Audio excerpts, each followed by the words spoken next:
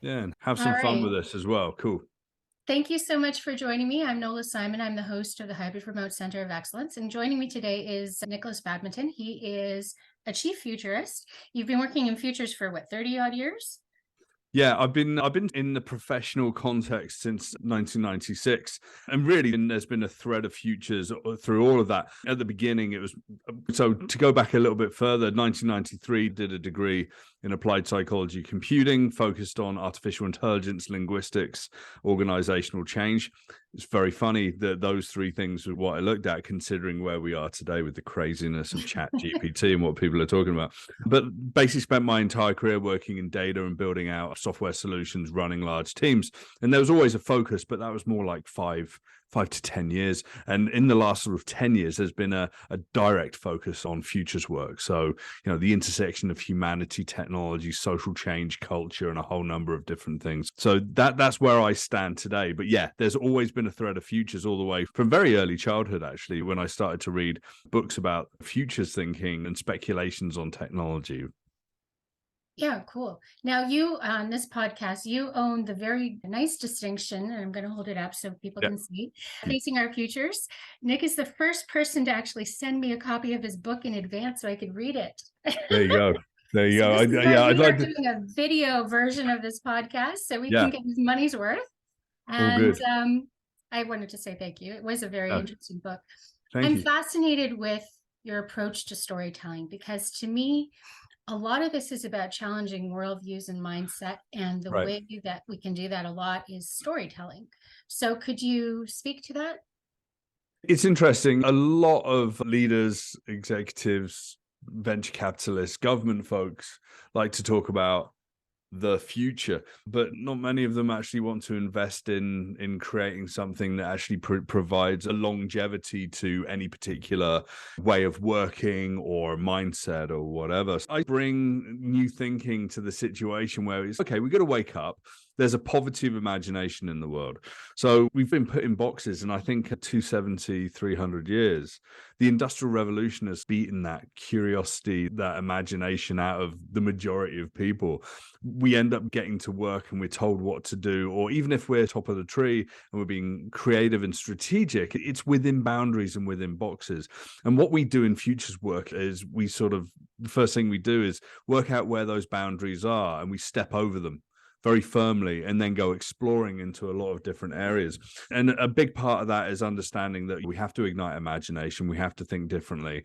We have to really admire and embrace a lot of different worldviews. The fact is, there is no singular future. There's multitude of futures. That's an important part of the mindset. I talk about shifting mindsets from what is to what if. So what if is an invitation to be curious. Back in the day, I used to do keynotes and it was like this trend, that trend, this tech and whatever. Welcome to the future. And this is going to change your life. It's not that simple. And also that's a very provocative way of delivering that information. But what we have to do is become highly introspective when we start this journey. And when I work with clients, it's okay, let brass tacks this. And I talk about this a little bit in the book. And so we get to question our own history. I always say that nostalgia is the enemy of good futures thinking. The good old days, let's kill that idea immediately. Yeah. 2019 was not coming back. Let's Yeah, just say and that it's like, now. oh, do you remember? Or granddaddy and daddy built this business, and I've got some examples of where I've had conversations around this. Practice curiosity and be courageous. And being courageous and having bravery with these conversations is really important because we've got to speak truth to power even within our own organizations. I love people like Greta Thunberg getting on stage and saying blah blah blah. No one's saying anything. No one's saying anything that's going to be acted upon. This is all not really happening. The amount of people that hate Greta Thunberg that I've met because like she's irritating to them, and good. We are irritants. Like futurism is activism. That's really important. What we have to do as well is we have to really get comfortable with ambiguity and multiple perspectives, because futures is plural.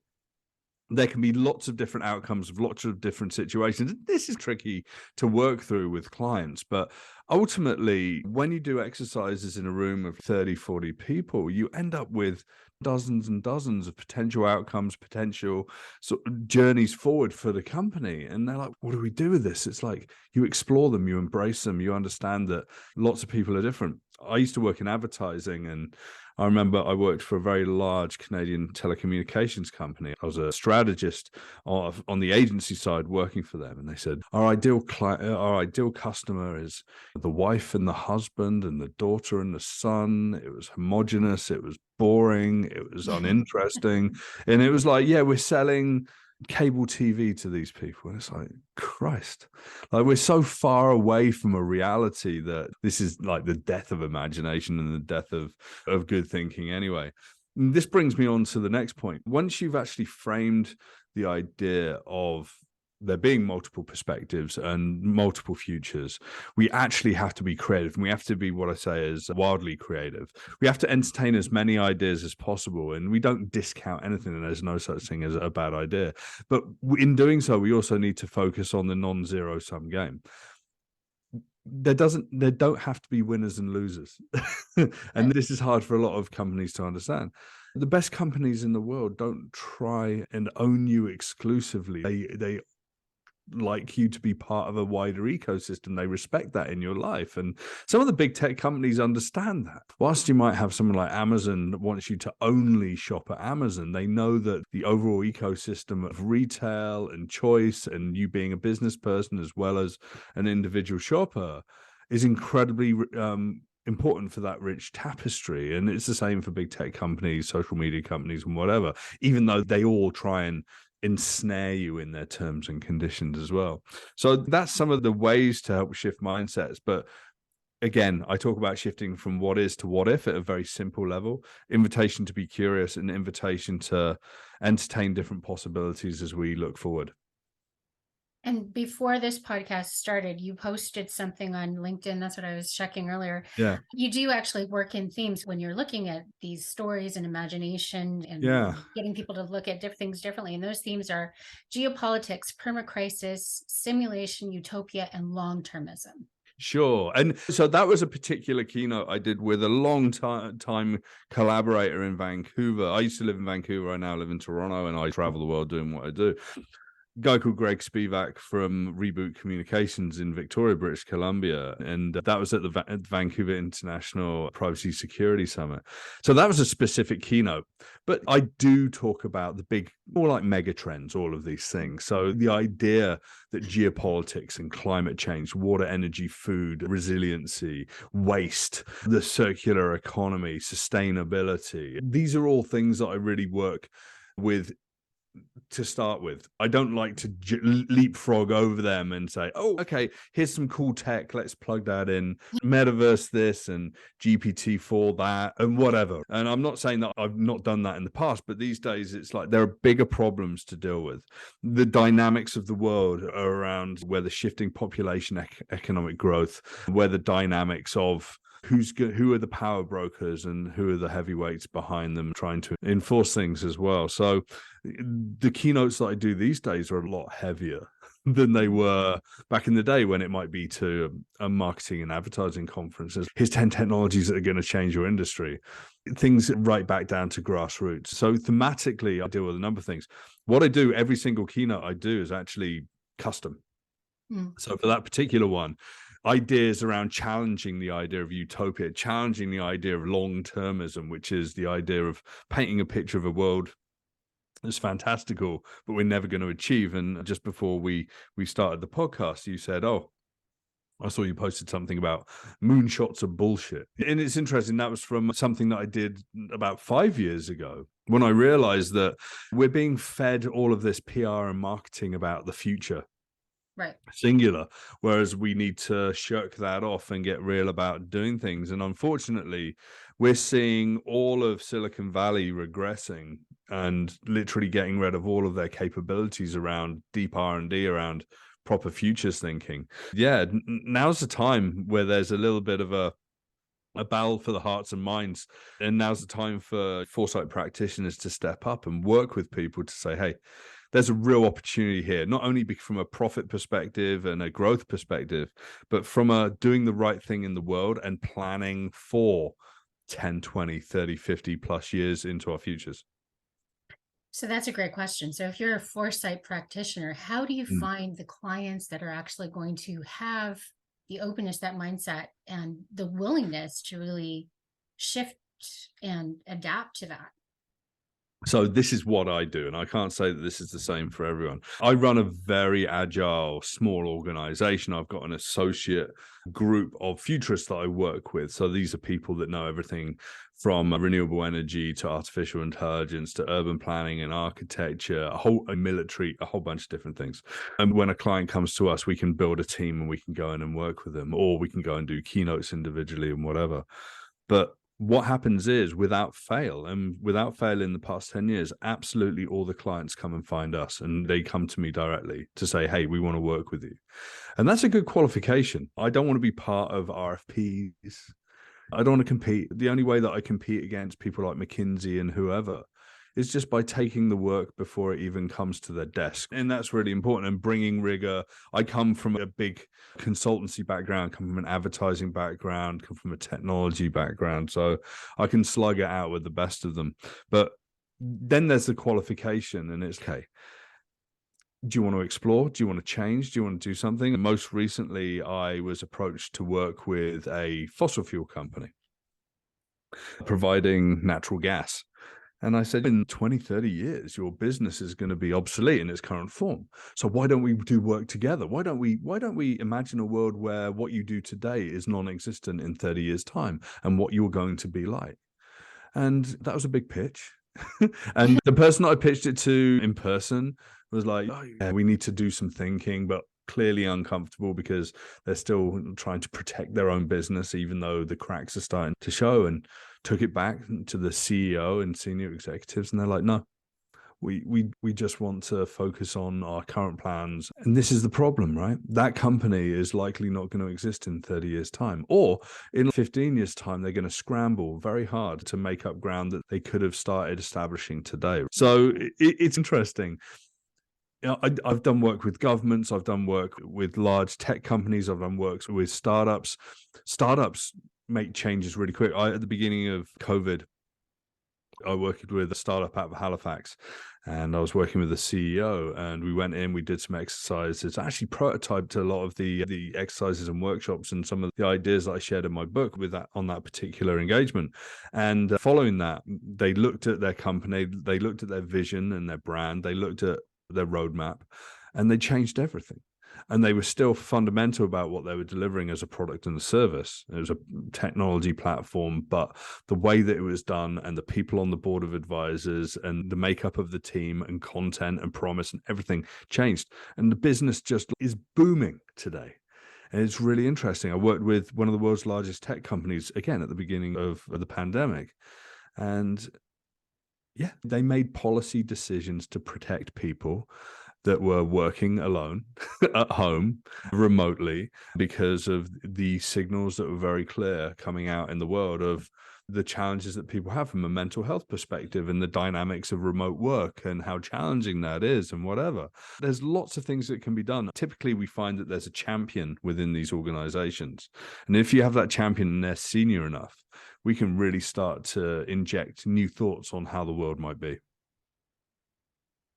Cool. And that's actually what you did when the pandemic started. You lost all your speaking opportunities, and you pivoted talking about the future of work and examining that, right?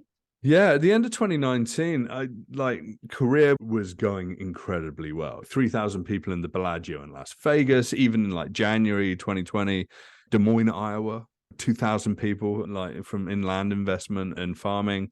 Anthony Scaramucci was there, the famed press guy for Trump for 10 days.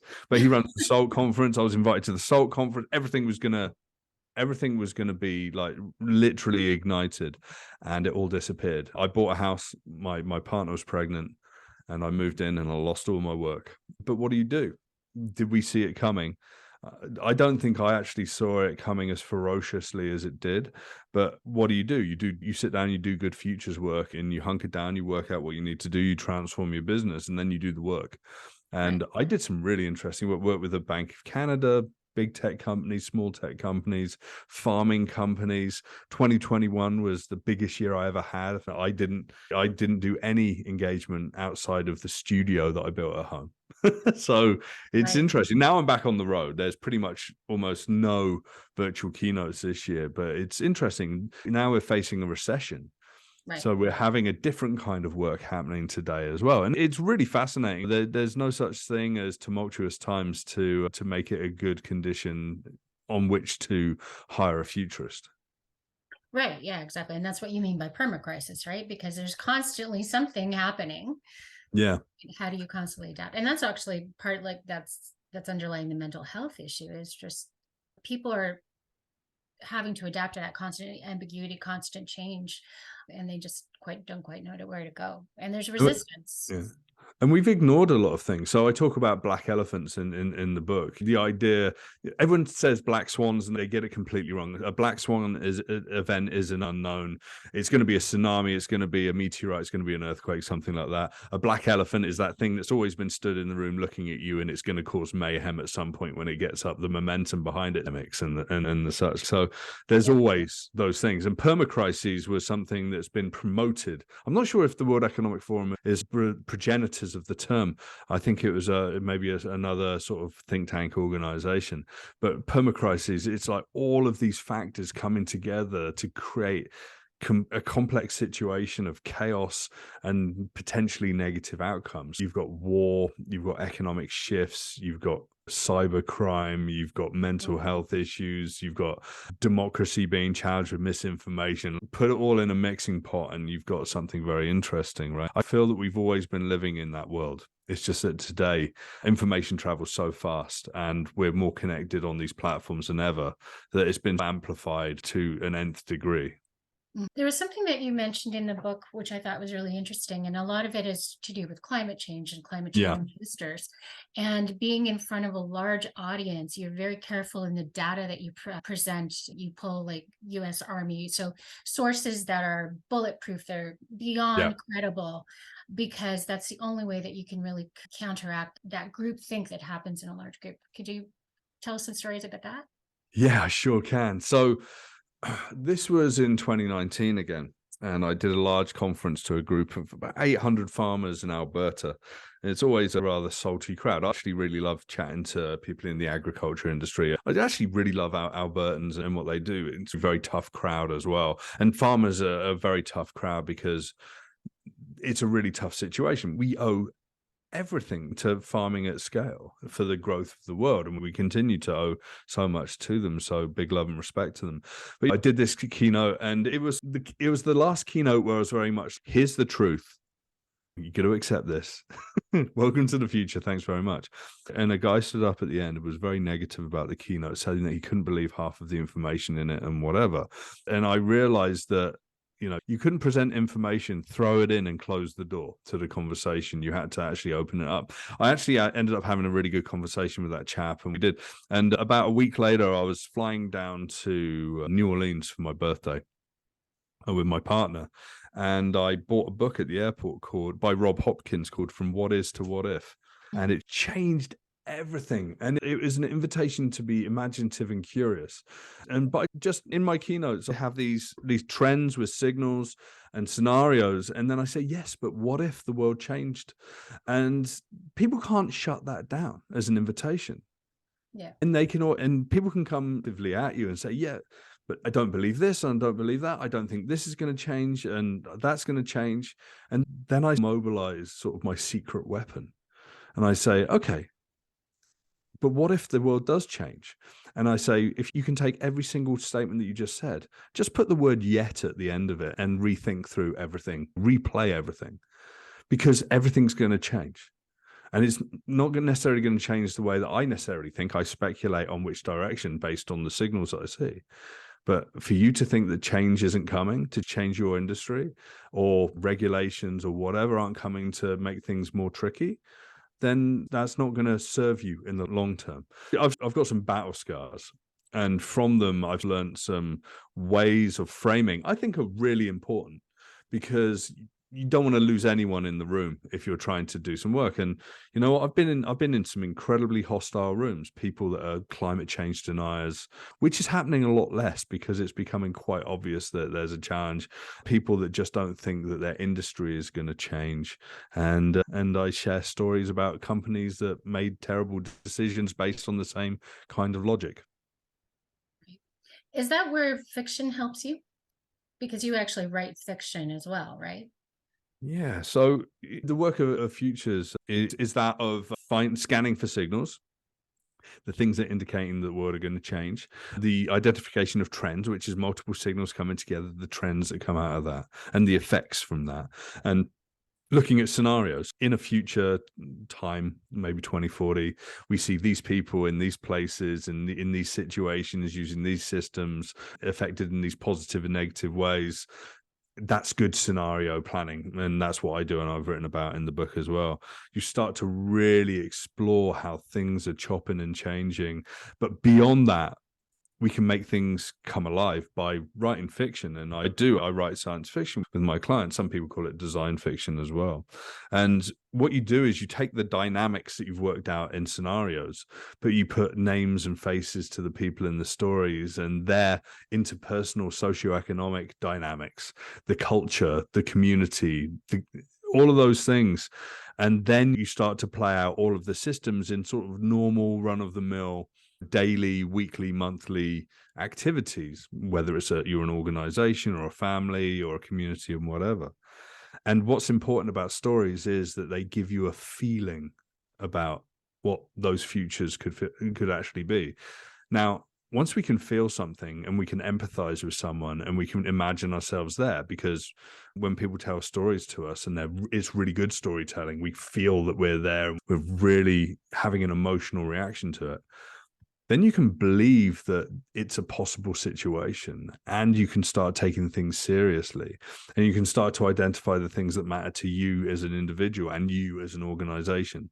And you can bring them back to strategic planning today and start the work of working out, okay, that might be 2040 and we're in 2023. What are the steps to get from here to there? And it's a really interesting situation. Stories engage more than dry presentations on scenarios and roadmaps, trajectories.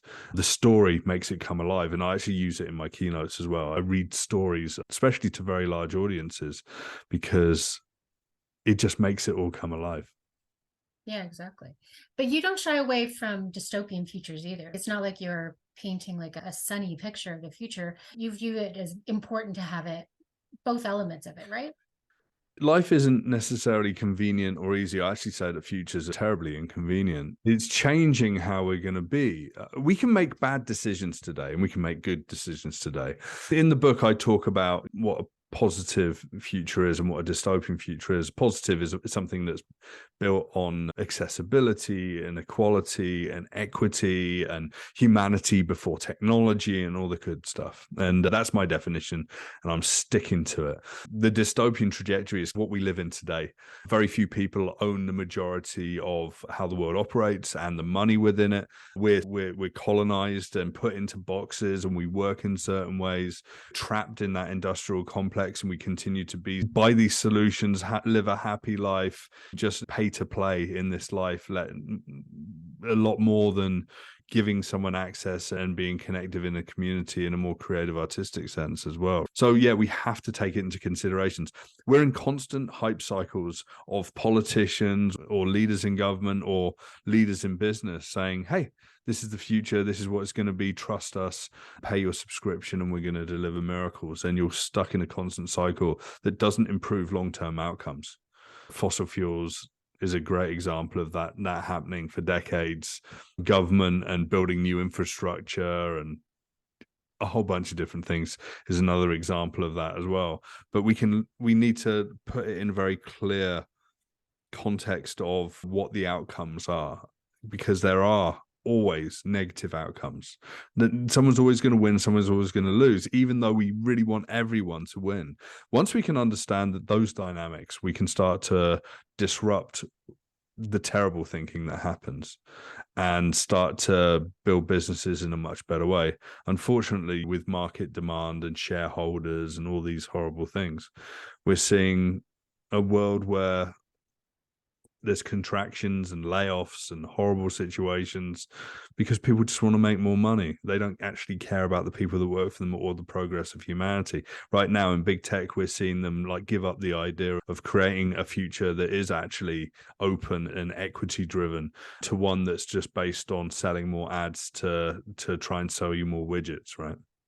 Right.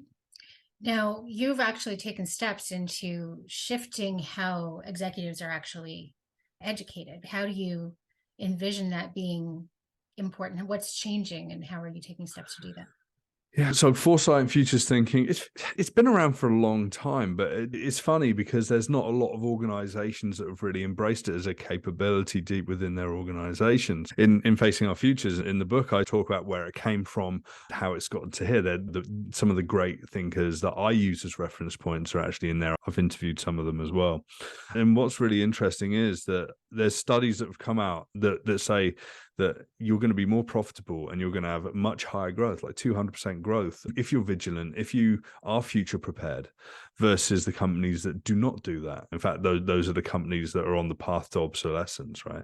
So now executives are taking it very seriously. I'm going to be working with the Schulich School of Business in Canada, York University, so #1 business school in Canada, with their exec ed program. So we're going to be doing that later this year, and working with people to really ignite futures thinking. Because all we need to do, even if you take 2 or 3 of the small methods that I talk about in my book, even just that shift of from what is to what if, to be curious, to ask questions every single day, to scan for signals, it's going to make your strategic planning better.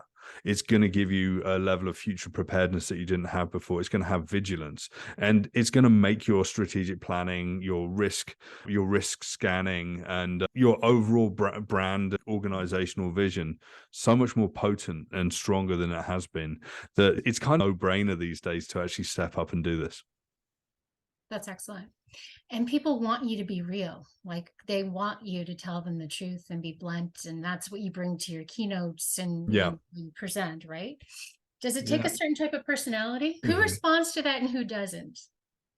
I come from the skateboarding punk rock background when I was a kid, playing in bands, DJing. I celebrate the counterculture. I celebrate people that think differently. I'm neurodivergent thinker myself. It's really tough to connect with a lot of very up entrepreneurs or executives within organizations. I've been told time and time again that they hire me to come in and shake it up. It's funny, I quip that I now get hired for the work that I used to get fired for doing.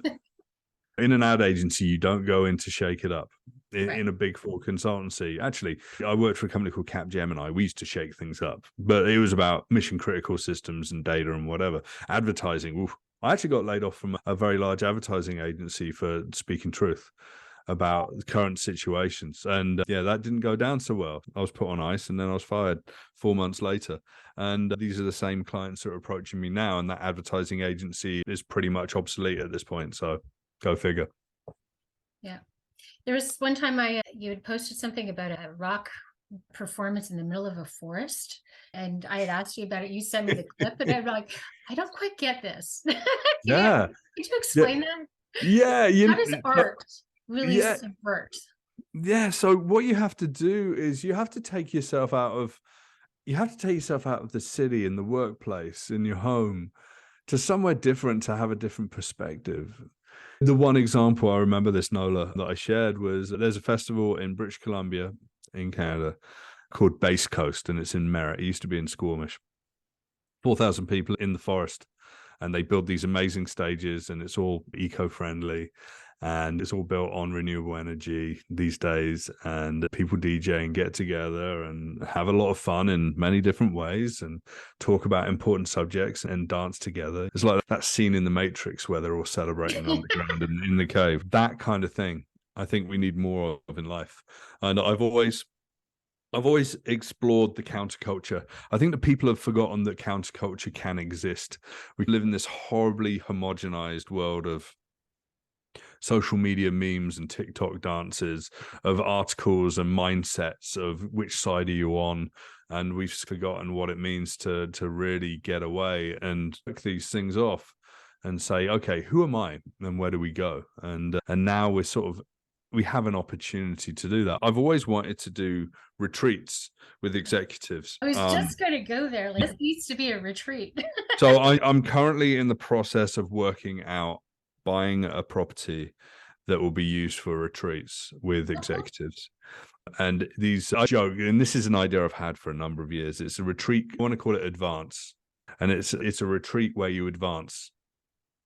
So it's kind of, in what you're doing is you're retreating from the normal life into a completely different context where there's no electronics and there's no Wi-Fi. There's food and there's people and there's dynamics. There's big world problems that we can discuss, and we can come together and work this out. And we might do that with the help of good whiskey or maybe some strong psychedelics.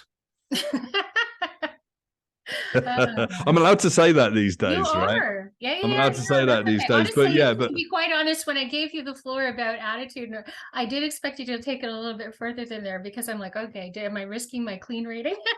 But it's all good. Look, we live in a world where we have to really ignite imagination. We come back to that beginning piece, and I want to work with people that really want to take a chance. Chatham House rules, like, we don't share anything that's said. We get together. So yeah, that's a little project I've not really spoken a lot about to people. Maybe call that an exclusive for your podcast. Ooh, I love exclusives. I did an exclusive the other day. I had Leslie M and her sister Erica. It's the first interview they've ever done before. So this is my week of first. Well, there you go. It's all good. We're here to push the boundaries, right? We are here to push the boundaries. Is there anything that we haven't talked about that you would really like to highlight? You know what? We're at a point in time where we need to really be careful about being trapped by ideas of recession, ideas of contraction and protectionism of our own businesses. And we're at a point in time where we need to be open and creative and curious and connective, where we don't think that there's competition in the world, there's just collaboration. That's what I think is really important. And even in market-driven economics of the winners and losers, if you play this well, everyone's going to win. And obviously there's going to be some losers because they're the people that don't want to do futures work. Yeah, exactly. So how tired are you about the ChatGPT conversations then? I did work in artificial intelligence linguistics at university in the 90s. It was always going to be an area that is incredibly important. I've been following the large language model conversation for a number of years, and some of the warnings behind that. We've got this world where every single client I work with is asking me for my opinion on this. Last year it was about metaverse, and so that's a dead dog at this point. But like ChatGPT, artificial intelligence was always going to be disruptive. I like to think of the world as humans with technology, humans with the machine. So humans with artificial intelligence, because it's the same as us picking up a flint and turning it into an axe all of those hundreds of thousands of years ago, or the ability to create fire. It's just a tool. Now we've got these tools that are owned by companies or significant investment by large tech companies like Microsoft and OpenAI and whatever, and everyone's suddenly releasing their models to the world because everyone thinks that this is just going to be the most revolutionary thing. But what it does is it provides us with a new search engine, big deal, and it provides us with something that's highly homogenous and average. I always think that we're heading towards a place of low quality, lazy work. And I think that's what's going to happen with a lot of this if you don't use it properly. I tell clients this: if you have a question or you want to write an article or you want to be influenced by something that like ChatGPT or these other platforms, ask the questions, explore, look at them in stark relief and realize that everything that they've just delivered you is everything that you need not be doing, and go off on your own journey and define your own vision in your own place. It's like, it's a relief. It's a mirror. It's not the deliverable. I've used it to write articles on Futurist.com, whatever, as the idea of, look at this third grade, non-creative, non-exciting thinking. And we can go off and we can ignore what's already been said, because that's all it's doing. It's regurgitating what's already been said. It doesn't have imagination. It doesn't solve problems. Sure, it's complicated and complex, but only in a way of combining things in new ways. And sure, it's going to look like it's smart or maybe sentient, but truly it isn't. It's a very smart piece of kit. And I love it. I love this kind of development, but I The don't like exciting it. part is it gets Yeah. people thinking about how Yeah. things can be different, right? Yeah. But most people are lazy. Mm. So I'm not here to think different. Most people are here as marketers are like, oh yeah, I don't want to write 5 blog posts this week. And it's, you know what? I can spend half a day with some prompt engineering and I can write 5 outlines and reduce my work by 3/4. And it's good enough. I'm fed up of good enough. And that's why I left advertising and worlds like that, because in futures work, there's literally can't ask GPT-4 to write any kind of future scenario. It can't do it. It absolutely can't. It can write some science fiction, but it's not very good in any way, shape, or form. My opinion about GPT-4 is that it's the beginning of a journey, and it's another tool. And everyone's hyped about it because everyone is bored of what they're doing at work, and they're suddenly looking for something exciting.